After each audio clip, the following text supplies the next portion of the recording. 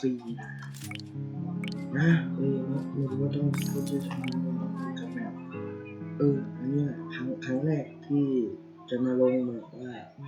แมปโรบอกที่จริงจังสักทีแบบโรบอกมันมีแน่นอน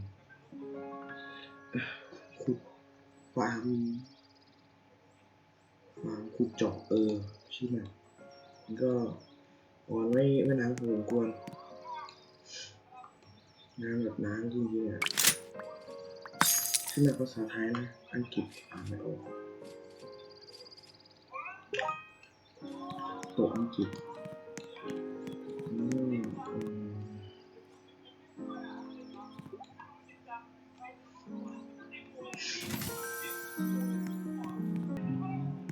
ทีนี้มาดูเนี่ย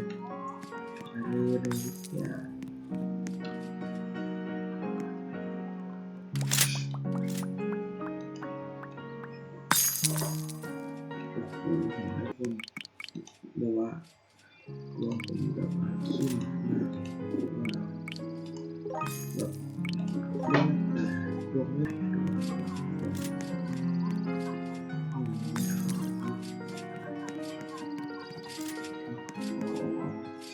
ไม่รู้จัก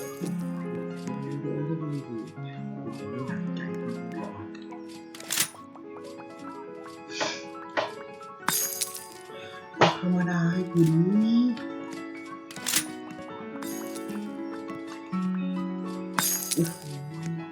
ธรรมดาไม่มีสักทีนะ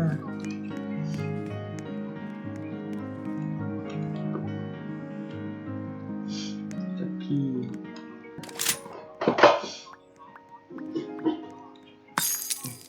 โอ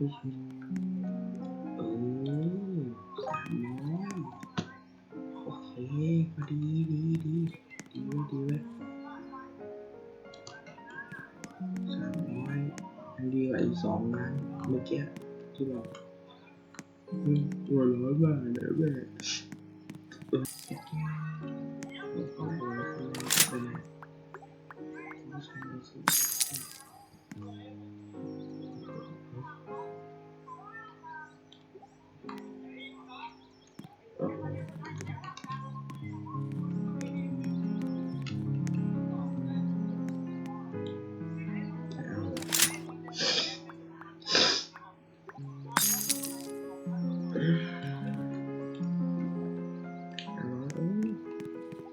่คนเดียว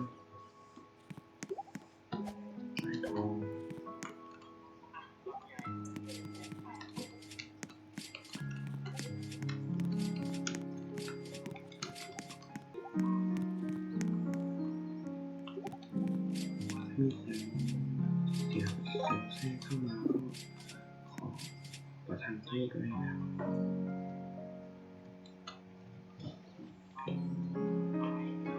เวลาผมอัดคลิปเป็นไม่ค่อยชอบพูดเสียงดัง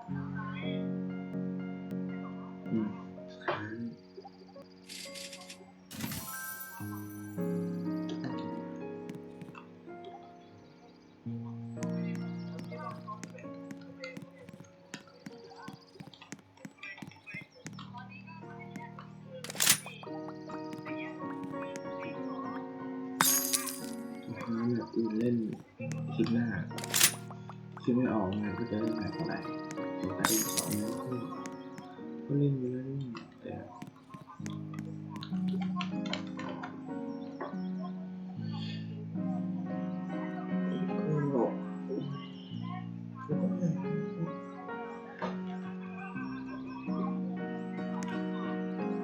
ไม่รู้ว่าคลิปนี้เอาไปมันจะลงได้หรือเปล่าไม่รู้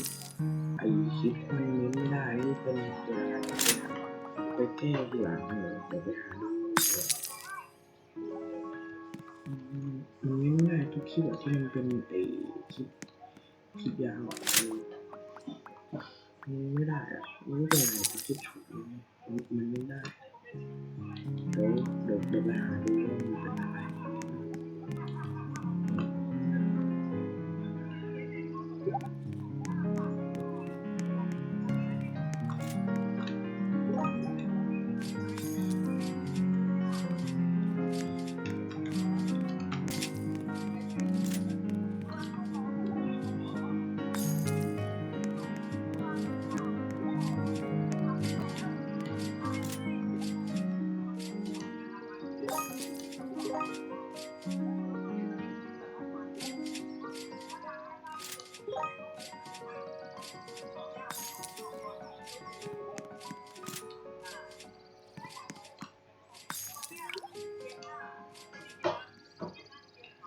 ไม่รู้ว่าคลิปนี้มันจะได้ยินเสียงผมหรือเปล่านะว่าผมรู้สึกเบาสามขวด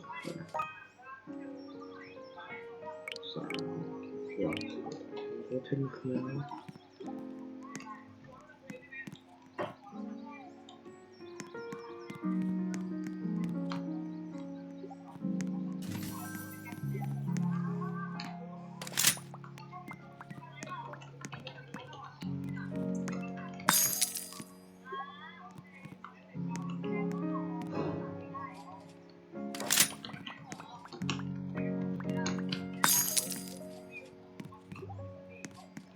โอ้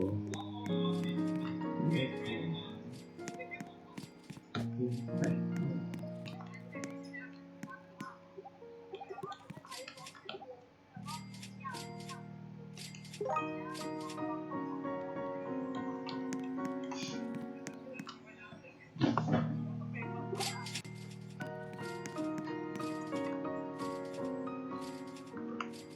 ติ๊กต็อกเกอร์ครับผู้ติดตามหลักล้านครับใช่ว่าผู้ติดตามหลักล้านยุ่งแล้วไม่หรอขอเชิญแขกคนที่สองครับ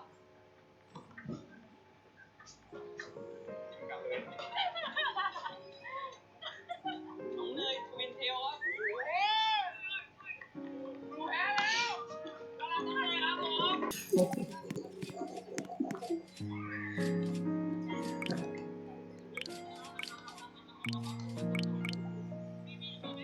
อันนี้ได้ละอยู่ในเกมด้วยน่าจะอยู่ในเกม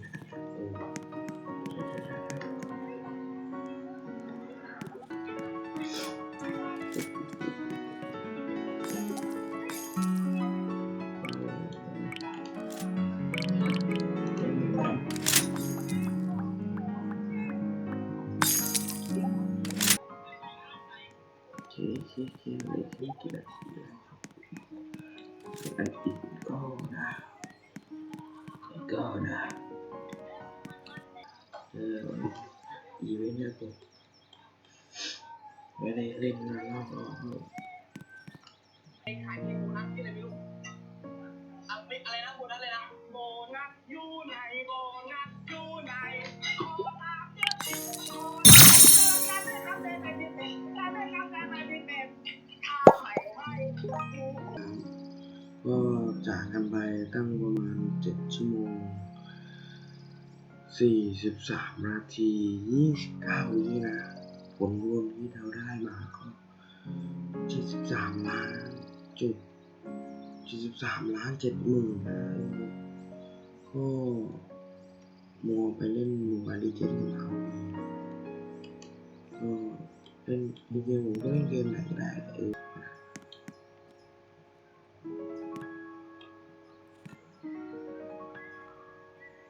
ว่าเตือนอ่ะเป็นห่วงอ่ะ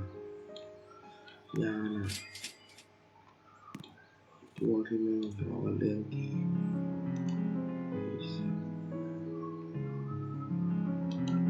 ต่อยให้มาด้วยมาด้ว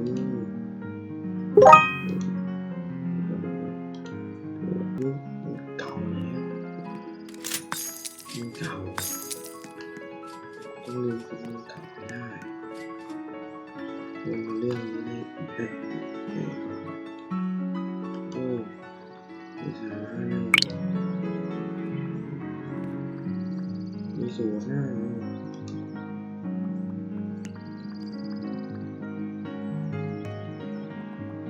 เล่นเกมเปลี่ยนทีเลยทีเดียวนี่หว่า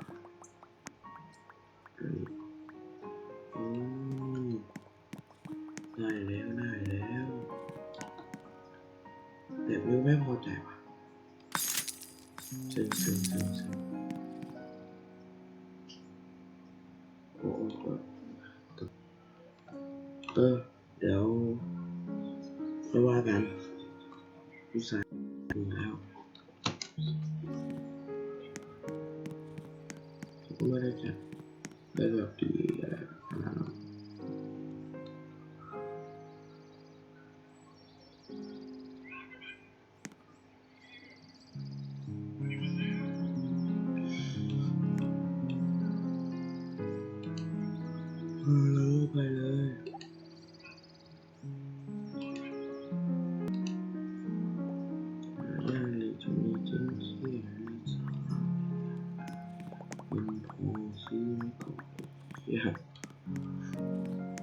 เนี่ยแหละและอีพี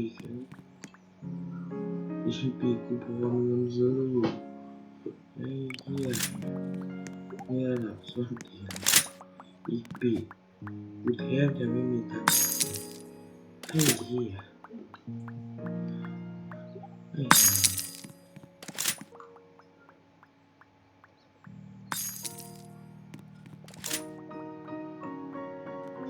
ว่าหมาจะอะไรเนี่ยต้องไปหลับเพราะว่ามันจะท้ายตอนไหนมันตัดต่อมันเขียนว่าแต่ผมเป็นคนตัดต่อกูเลยกูว่าอย่างเดียวนี่แหละคือ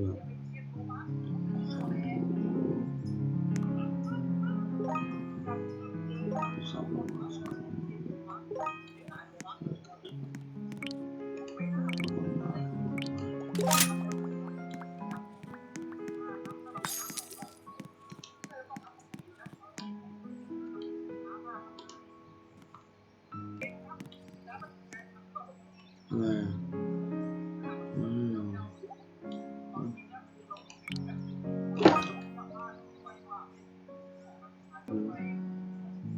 ดูกูแหลกเลยหายพังไม่เนี่ยเฮีย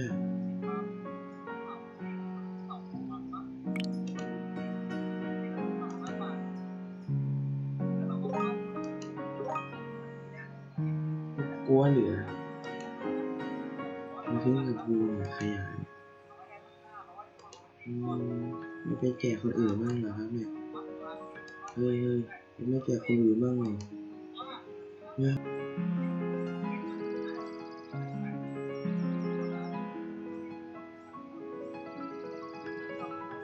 ค้างเลยโอ้ยทีเกินเยอะไปเลยดูดิ19 ล้านก็มาไอ้เหี้ยคนมันเกินไปว่ะ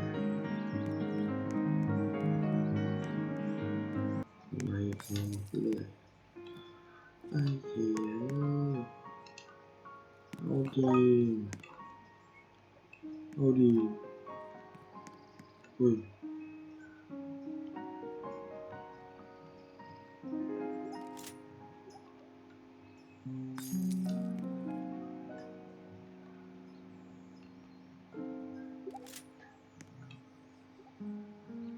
8 ชั่วโมงมันบ้าเปล่าคนสร้างเกมเลย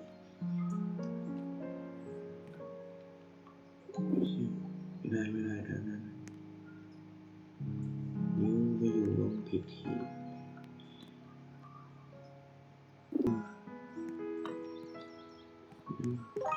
ได้ดูนี่โอ้ยนี่แหละตรงนี้ถูกตรงนี้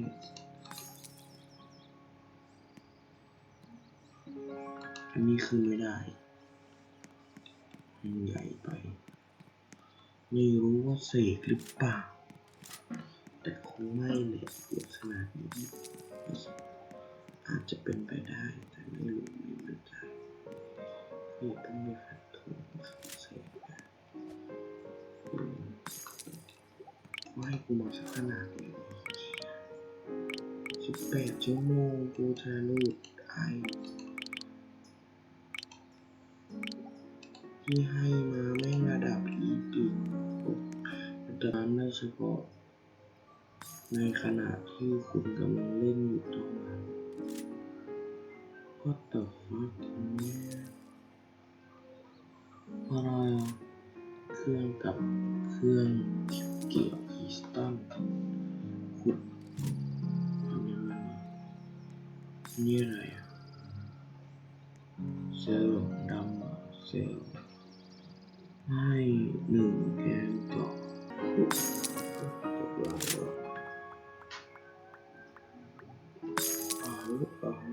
อุ้ยทำโคตรสวยเพื่อน เดี๋ยวก็คือสอบมาแล้วผมก็กลับมาแล้วออกเกม7 ชั่วโมงครั้งที่ 2ไม่อยากจะพูดว่าทำเพื่ออะไรขี้เกียจเกียจ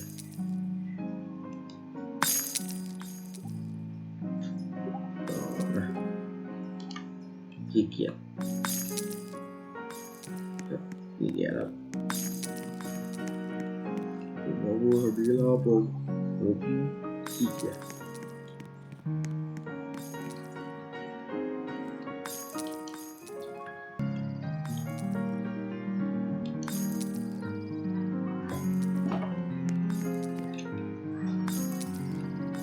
ได้เข้ามาช่วยติดตามผมหน่อย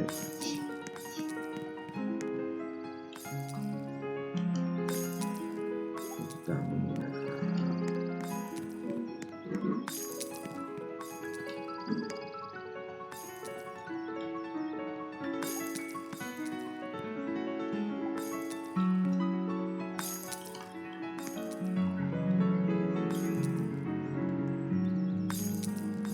เยอะนะ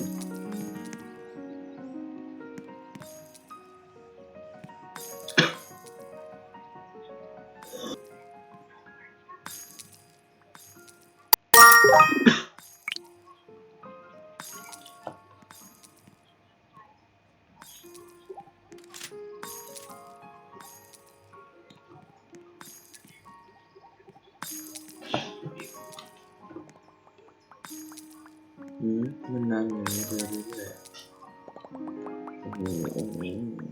โอ้โหโอ้โหโอ้โหเหมือนคงไม่งันหนา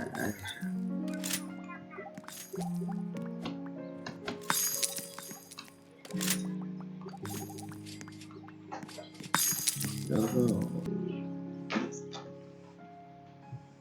โอ้ย